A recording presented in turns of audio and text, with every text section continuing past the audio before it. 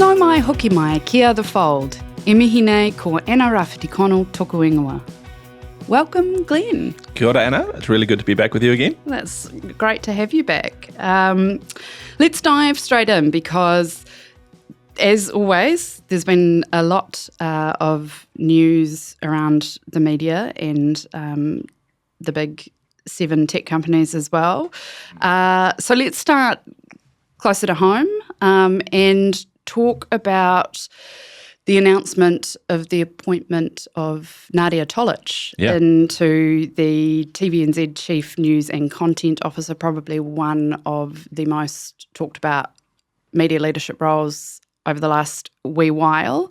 Nadia is currently the Managing Director of Stuff Digital. Yep. And her appointment was announced last week by Shane Curry, obviously. He has been tracking that particular recruitment process and speculation around that and had accurately talked about Nadia being in the mix there.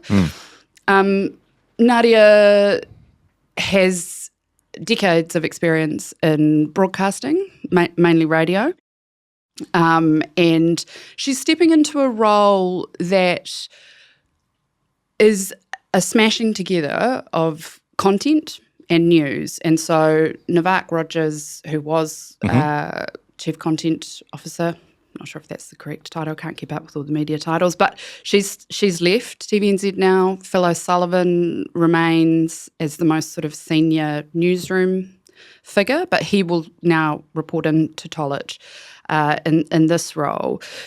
What were your thoughts on the appointment?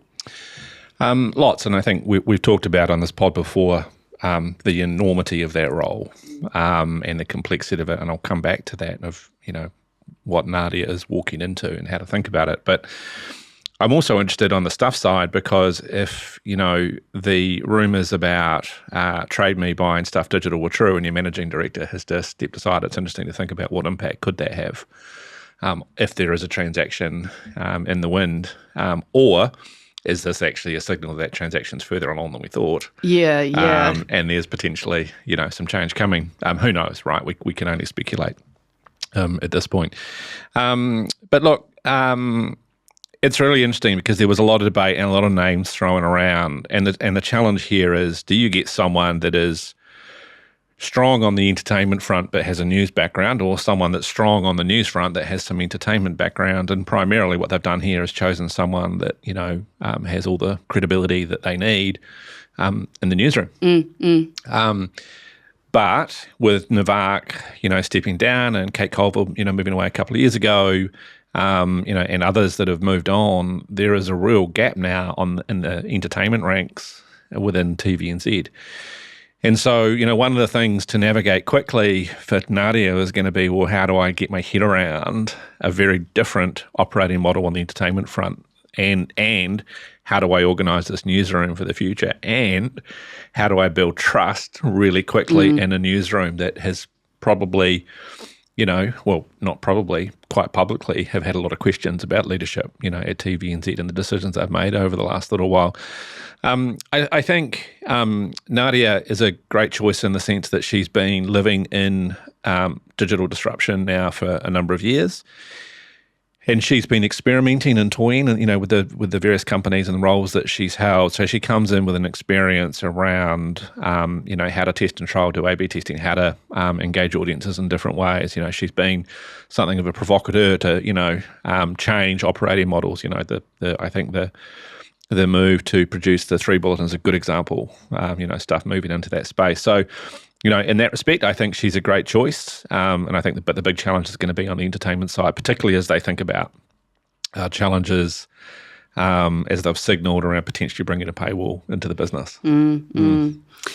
I mean, that combined role raised eyebrows. You and Duncan talked about it. Mark Jennings wrote about it for Newsroom. And as you say, Nadia brings a lot of newsroom experience. Yep.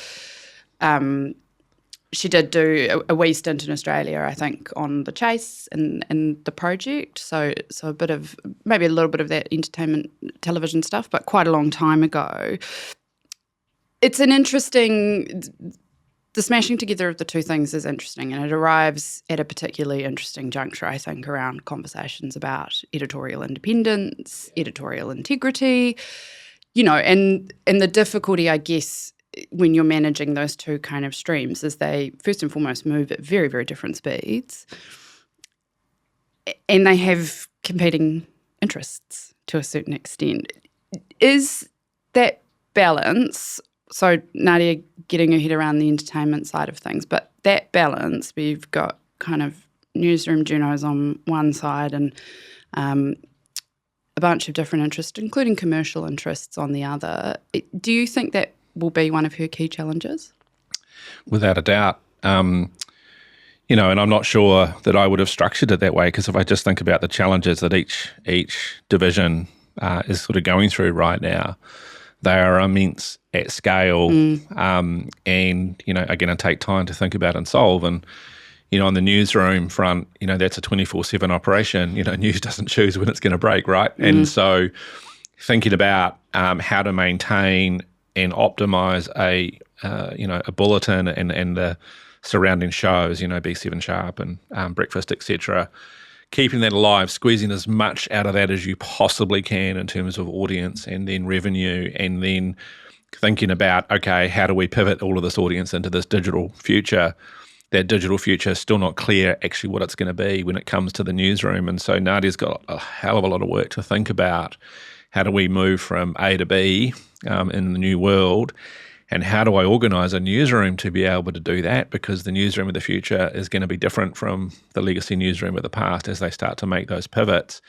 That in itself, I'd argue we haven't really seen that done clearly anywhere in the world yet.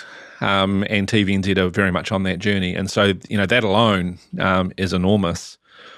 On the entertainment front, there's a hell of a lot that goes into entertainment content teams. Right at the front end, there is a lot of legal work around, negotiating licensing deals with the major studios and that sort of work. They are pivoting and changing all of the time. There's content coming available in the markets. There's content that is locked out. They'll be thinking about acquiring sports rights. They've been quite open about that. These negotiations are enormous and take months. It's a high stakes game because winner takes all. Literally, there's a winner and a loser in these battles for content. And you're doing this in a world where you've still got the same kind of TVNZ challenge going. How do we, as profitably as we can, take our legacy business, move it into the digital world?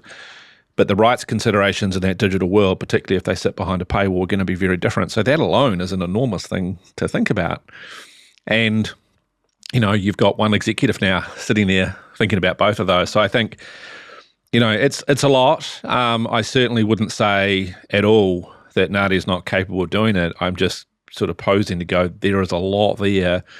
And I think the first important signal for me, at least, will be, who is she putting below her into what roles, and how's she organising those teams to either collaborate and work together where they can and, get the synergies out of the leadership team versus where they need to stay truly independent. And that independent piece, back to your point at the start, the newsroom are going to be really interested in making sure that there is independence for the craft and what they do and what they publish every day, and that it's not compromised by something else. And so that'll be another thing to, keep an eye on.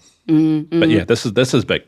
It's big. So the TVNZ are 1 year into a 5-year strategy, TVNZ Digital Plus strategy, where the goal is to double the size of its 18 to 54-year-old audience. Double the audience, triple the revenue.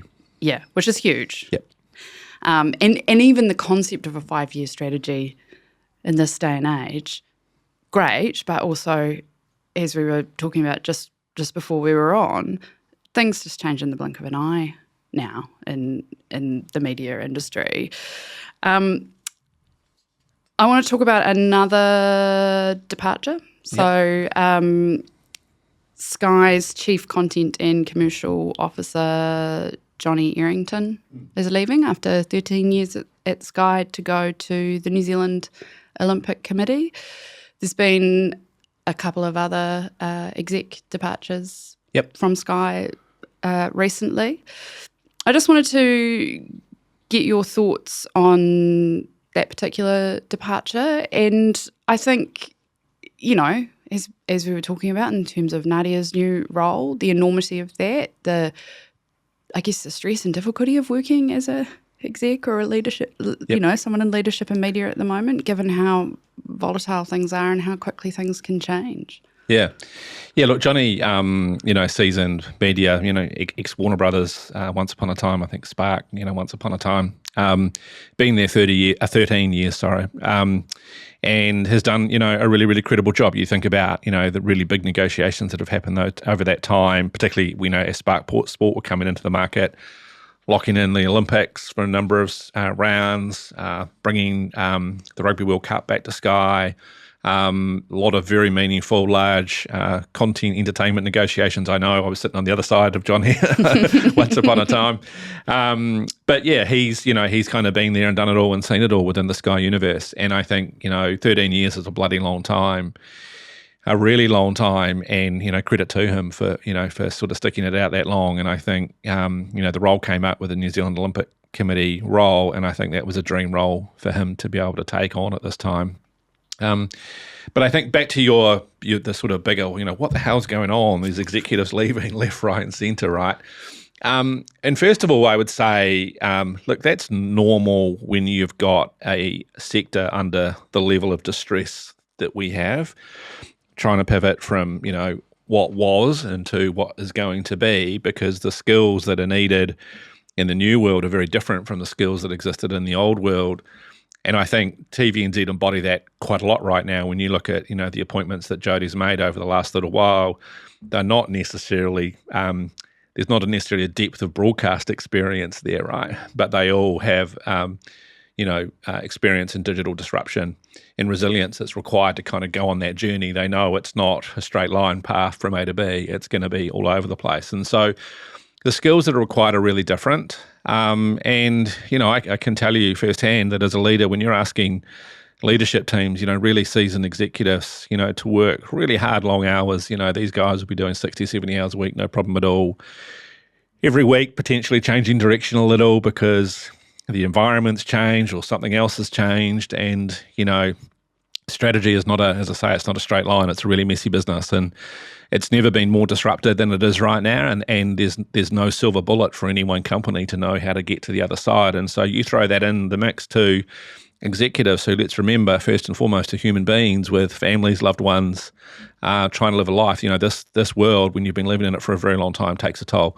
And so it's not unusual to see people move on, and it's also not unusual to see CEOs make decisions to go, actually, I need a different set of skills. So I don't think we should read into any of this as, kind of any major crisis of leadership at any one particular company. I think this is pretty endemic of the times we're in. And dare I say it, you're going to see more of it over the next 12 or 18 months. Yeah, I remember when I was working corporate, this acronym rose up from the depths, which, was VUCA. Volatile, uncertain, can't remember the C, something else. And it was sort of setting the tone for looking back, much more relaxing times. This was like the mid-2010s kind of thing. But I think about that a lot in the context of leadership and the fact that we still hold on to quite old ideas of jobs and work and tenure and things like that. When we're working in an industry, and plenty of other industries are like this, where you kind of got to be able to pivot, almost immediately. And that does mean, I think, really different things for jobs that we used to think of in a certain way. Yeah, I think, once upon a time where you saw change coming in our sector, you had a bit of time to kind of try and understand it, think about it, and then make a decision in a way you would go. Today, you just don't have that time because the size and scale and impact of an event. So, let's just pretend for a moment Trump's tariff creates another kind of economic meltdown where inflation becomes a problem and, there's then flight from the advertising market. The companies, and I'm sure they are, the media companies all need to be prepared for that now and prepared to be at from the very first signal that they see it, regardless of whether they've cut too deep. It's always better to go deeper and harder than it is to go, softer and try and, softly figure these things out. And that's a brutal lesson that's been learned, over the last few years in our sector. again, tough on executives, tough on people, and also tough on staff that, a lot of people, well, most of us, all of us, right, at one time joined the media sector because we fell in love with it, and we felt it was a reasonably safe place to be, and that we could, do good and have a ball. Great people being very creative and kind of on the leading edge of technology and innovation and doing, really wonderful things. And the last sort of 2 to 3 years, that's turned into, job cut after job cut after job cut, and it's been really, really hard for people, and it's not going to go away. As I said before, there is no silver bullet, and these companies are all trying to navigate and pivot into a new future. And there's a lot of resilience that's needed. And so part of that takes away, I think, some of the, a little, and this will be different company and different job roles, but it takes away a little of that kind of just passion to be in the media sector and having that fun when, there's an axe now that I think everyone is aware is potentially hanging over their role. Yeah. I mean, I have a mate who works in recruitment, and she was saying that they are now prioritising experience in disrupted industries and experience managing huge amounts of uncertainty. Yeah. Sometimes over sector experience. So, that's kind of where we're at. Yep. Moving on to another,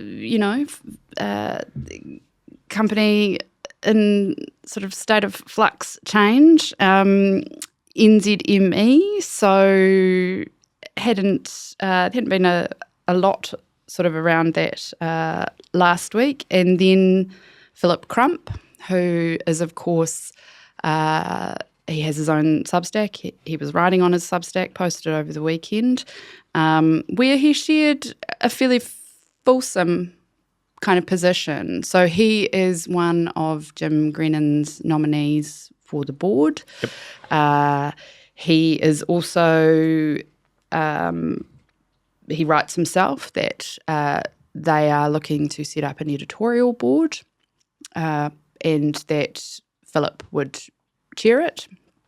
He, of course, was previously the editor of Newstalk ZB Plus. I thought it was an interesting read. I think he was doing a few things. He was obviously making the case for him and his experience in terms of governance and being on that board. I thought he was very clear about how he regards Jim Grenon and the respect that he has for him. And yeah, I don't think he was it wasn't an angry refutation of things that people have assumed about Grenon's motivations, but he was quite clear about why he thinks Grenon is doing it. And it certainly is not about, Crump's view is it's not about political ideology, it's about quality and integrity and trust, and the institution that is the New Zealand Herald.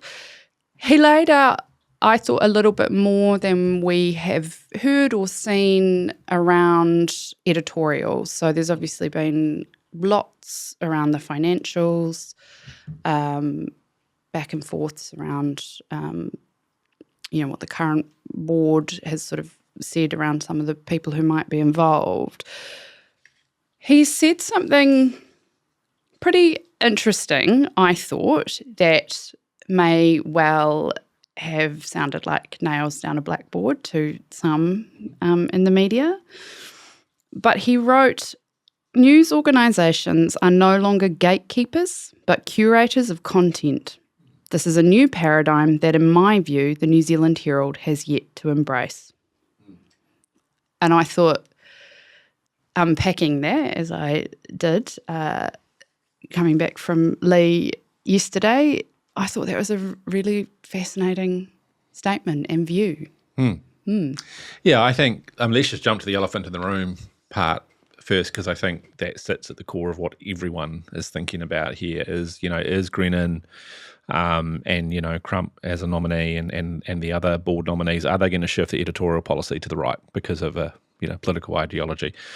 Now, we've said a couple of times on this podcast before, there has been zero indication from any of Grenon's letters, from any of his nominees, that is the case. There is speculation out there, and there was, written speculation from the NZME board that that's what, is going to happen. But again, Crump, I think that letter was very credible because he doubled down on the fact to go, actually, no, that's not our intention at all. We want, he agreed again that Grenon was in agreement with the current NZME editorial guidelines and policies. And the issue, as he sees it, and as Grenon sees it, is again one of governance. And he made a point about the editor-in-chief not reporting as part of the executive team. In my view, I agree with him. I think that's a mistake. I think that the editor-in-chief of the Publisher of Record should be on the executive team, given just the importance of how that drives the operating model. The governance question is really interesting because, I think we may have mentioned this before, who makes the decision and the call? Is it the editor-in-chief? Is it this editorial committee or subcommittee of the board that are going to make the call? What oversight do they have?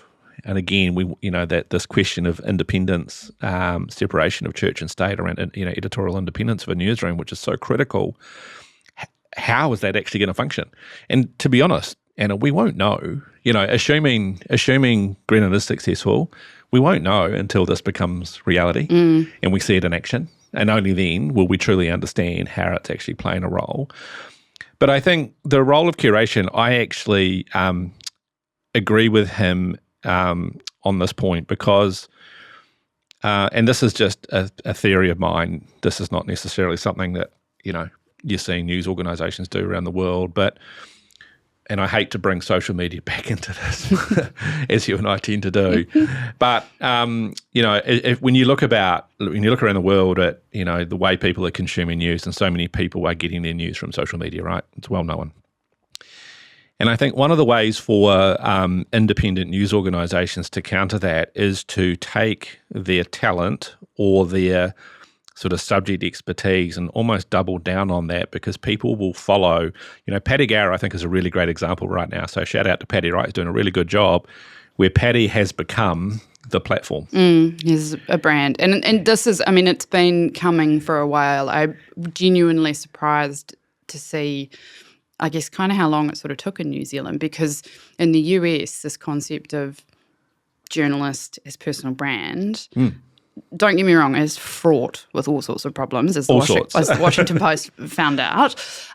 But it is a really fascinating, some would say kind of repugnant concept, to be honest, because there are still a lot of journalists, reading Claire Trevet's sort of exit with Shane Curry about how she never wants to be the story. And there are journalists that I really admire in this country who I think fundamentally adhere to that. And then there's this new world where in the era of social media, you'd sort of be, if you were younger or like Paddy, up for change, you'd be looking at the world and thinking, well, why wouldn't I build my own platform?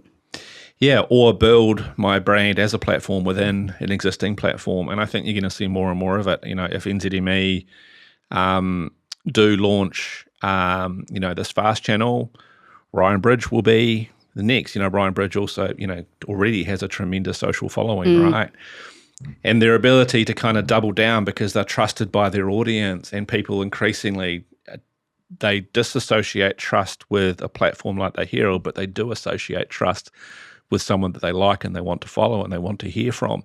And so I think increasingly you'll see publications like the Herald lean into that. And if it's not a personality, it might just be an area that the consumer believes they have a leading kind of point of interest in, right? And again, doubling down on that area. And that's where I think the editorial of the Herald under the new Grenon and Crump nominee sort of a world is going to be really interesting, because if you just think about that for a second, that's a dramatic change and how they are publishing material and what they publish. There is room for all ideologies in that world. And I think partly that's what they're trying to create, is going, we want to be able to be more accessible to more people. We have to be able to target those people. We can't just be, centre left, centre right. We have to be broader to be able to encapsulate and bring effectively subscriptions in the door or ad revenue in the door. I mean, I think there's something really fascinating about some of the values that Philip Crump speaks to in this piece, which sound a bit oldie-worldy. And yet he is an example, precisely. You know, he built up his Substack very successfully. He says at the end of the piece that he plans on continuing to write his Substack. Yep. So there is all of this new paradigm stuff. And then there's a lot of talk about the institution that is the New Zealand Herald and values which feel traditionally, you know, I'm not going to say conservative because that implies a sort of a political leaning, but they are rooted in some quite idealistic and, I think slightly old-fashioned views of news media in this day and age. So there's kind of an interesting tension there. I mean, I think the stuff around names and faces being trusted potentially over mastheads is really interesting. I think it's very fraught. Very. Because, you know, what's the cost of raising people to the masthead itself? And in some ways... And what do you do with those that are really well read but don't want to be in that world? Well, that's it. It's sort of someone like Claire Trevett, for example, brilliant writer, brilliant political brain. Yeah. Perhaps not necessarily someone who wanted to do for TikToks. Do you know what I mean? That's right. But I think, you know, the key to this is, you know, we again, lots of supposition here that this is all successful and goes ahead.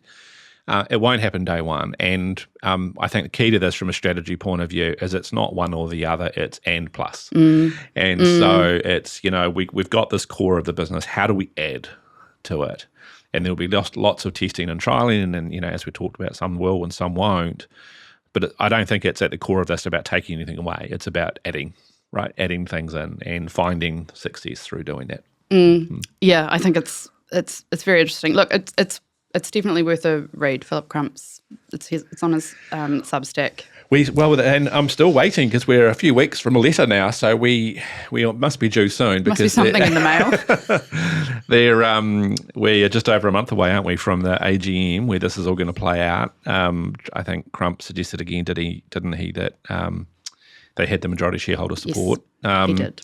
Yeah, so still lots to play. It has gone quiet on the letter front, and I do wonder that whether both parties perhaps felt that there was too much flowing through the media quite openly, and whether they've decided to, you know, close camps, get busy, and do the talking that needs to be happening with the shareholders, ultimately, who are the ones that are going to make the decision on this. Yeah, precisely.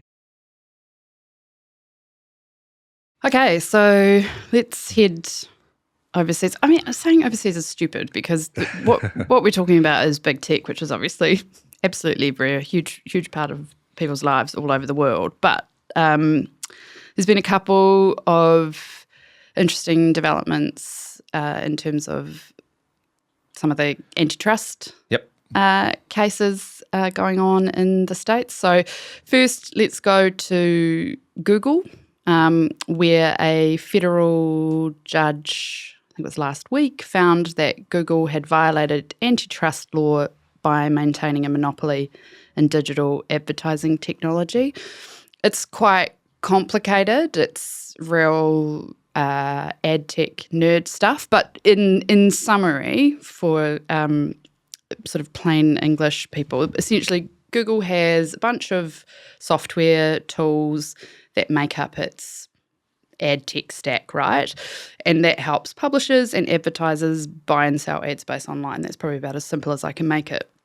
Through a series of acquisitions and the development of their own kind of products, Google essentially controls that entire, from woe to go, tech stack. And the allegation has been that Google was manipulating its control by forcing publishers and advertisers to use all of its product, sort of saying to advertisers and publishers, look, if you want to use our ad exchange, then you also need to use our publisher ad server, and essentially all in service of maintaining Google's near or probably over 90% market share, right? So the judge has found they've violated antitrust law. So you've got that going on. And then Meta is currently being sued by the FTC around anti-competitive behaviour, which is essentially, the acquisition of Instagram and WhatsApp.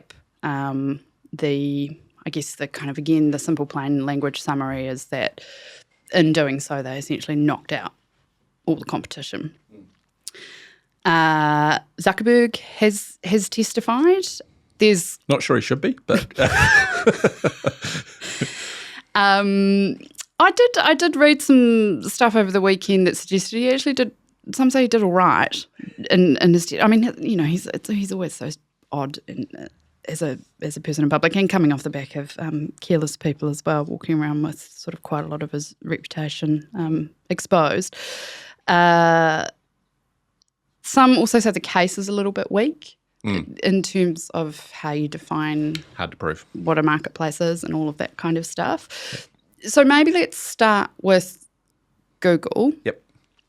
And I mean, is this the start of something, do you think, in terms of, I guess, precedent around big technology companies? Because one of the things, obviously, with it happening in the US is that probably aside from the EU, it's very difficult for other countries to really do anything, even regulatory, with a lot of the big tech companies. So there is kind of, I guess, looking to the States and the US court system around perhaps being one of the few entities that can bring something of a hammer down around the way these large technology companies behave. Do you think that there's maybe some glimmers of hope here? I think this is huge for the sector. Pre-Trump, so under a Democratic government, the FTC was clearly very focused on looking to break up the big technology companies. And then the question was, well, what will happen with a new FTC commissioner? Under the Trump government, will they continue down that path? Even if the courts say, hey, we've got something here, will the FTC intervene and view differently? We don't know the answer to that yet. But early indications are that there is, concern about the size and scale and kind of monopolistic behaviour of big tech in the US. And the Google one, every media publisher out there would probably argue they'd never really had a choice but to join the Google Ad Exchange because it was really good. It was relatively, from a price point of view, favourable, compared to a lot of competing products. But the big thing is that's where the advertisers were. And so if you wanted to play in the sandpit and attract the big dollars, you kind of had to be in that. Now, is that an antitrust issue? Is that just a company that was better than everyone else and did really well and therefore attracted that? The courts will decide that, of course. But I think the publishers will be sitting there going, God, it would be good if we do see a breakup of Google in that space. But I think one of the other questions around Google at the moment is, again, Chrome and how integrated Chrome is into operating, systems of, desktop computers, other things. And so we're waiting to hear about that one to see what will happen. The Meta one I find really interesting because what Zuckerberg did and what his team did, kind of strategy 101, right? If you've got a fast-growing competitor coming up, you can try and compete, or you buy them and you upgrade that business and your own business, right, with the skills and resources that you don't have. And so that's quite common practice. To say they've monopolized the social media market, I find a bit confusing because I'm like, how do you define that? Sure, they bought WhatsApp and sure they bought Instagram, but there's TikTok, there's Snapchat, there's all of these others. So I'm not sure how that one's actually going to proceed.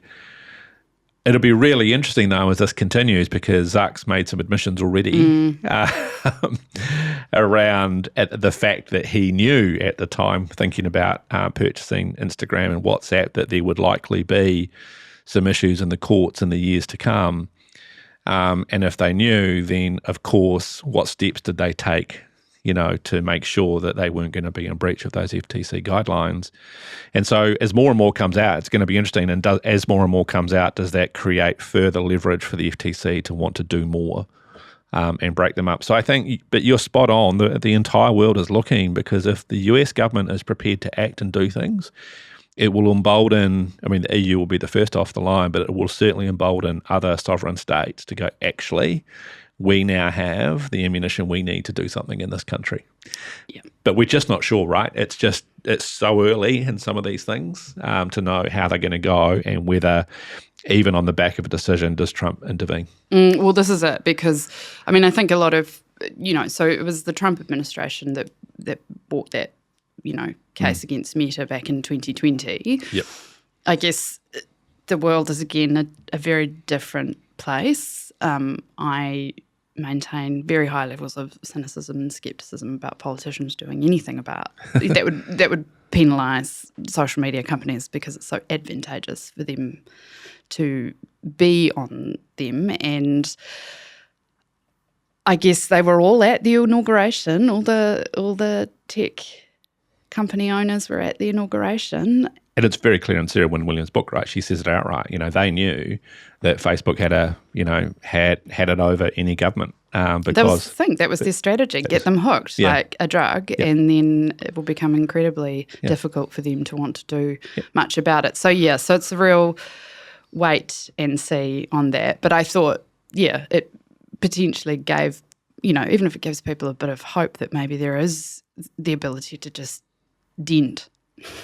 Well, I think that one of the interesting things is we live in a world where I think a lot of kind of tech adjacent, so media companies, thought that a Trump government was going to be inherently good to strengthen their business models, open up M&A windows, allow them to scale even further. I can tell you absolutely the big, movie and television studios thought that, Comcast with Spinco and Warner Brothers by, setting up their legacy networks business as a separate company and preparing to merge. And all of them were looking at this environment going, great, we're going to have a really favourable environment, we think, to be able to spin some assets off, buy others, etc. That's all in question right now of whether that actually is going to happen. And you're seeing that now reflected in the stock price of all of these companies, because every investor, what they hate more than anything is uncertainty, and all of this government is doing right now is throwing every week more and more uncertainty at these companies.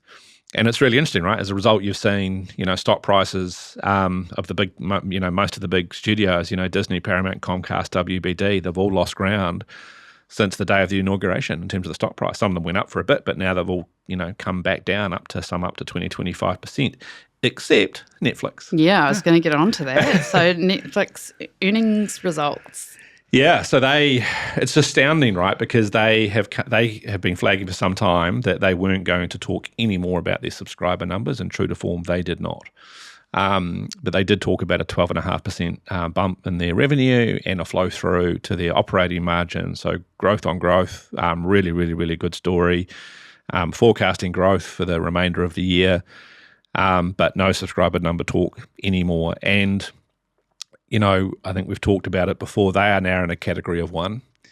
They are setting the rules of how this game is played in streaming. They have so much advantage over the other companies that are all chasing Netflix, right? Whereas Netflix just keep innovating, and it's called that sustainable innovation curve, where they just keep on going and make it harder and harder for a competitor to catch them. And it's working because amongst all this uncertainty, clearly the investor community has gone, what, Netflix are a safe bet for us. No matter what happens in the Trump administration, we're going to stick with them, and they have. Their share price has gone up. And I think, it's been interesting watching some of the decisions that they've made ahead of the curve.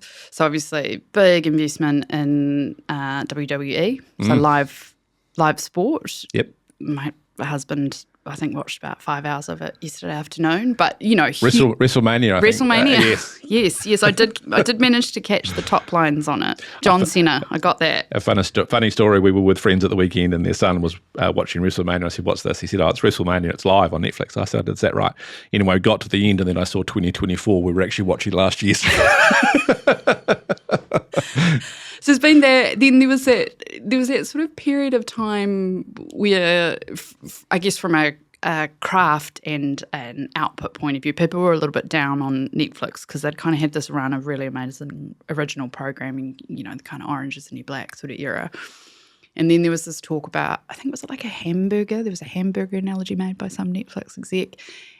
And there was a flood of kind of quite, cheaper to make reality TV. And that's all still there. But then just in the last 12 months, there's been a real uptick, particularly out of Netflix UK, of very high quality programming.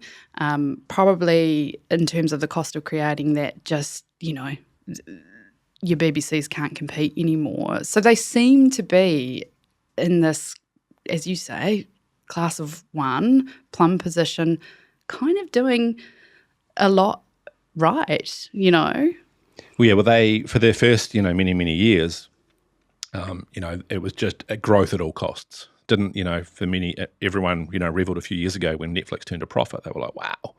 But before that, it was just volume, right? Just pumping out as much volume as possible to keep the subscriber from tuning away. The more volume we could hit them with, it meant that they would keep on, bringing that credit card out every month.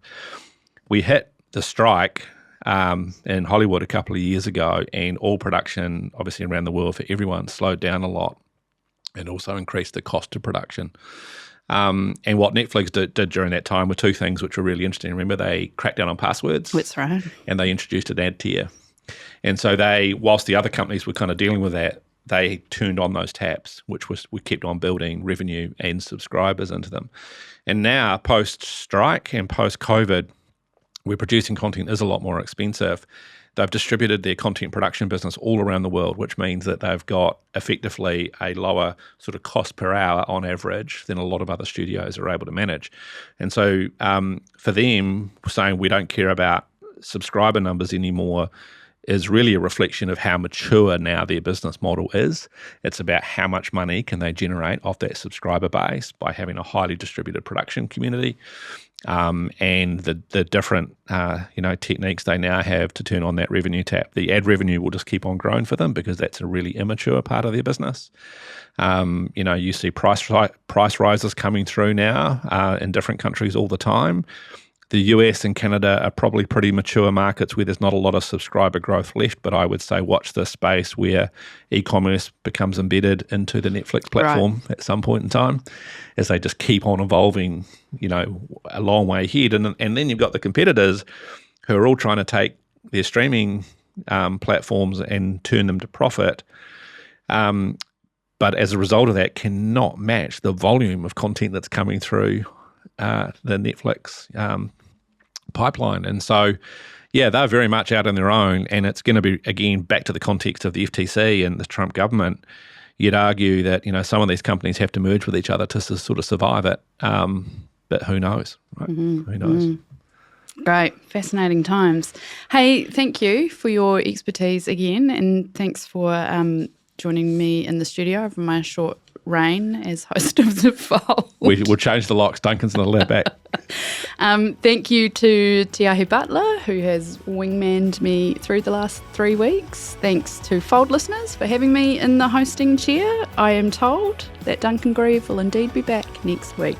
It's been a blast, Anna. Thanks, Glenn.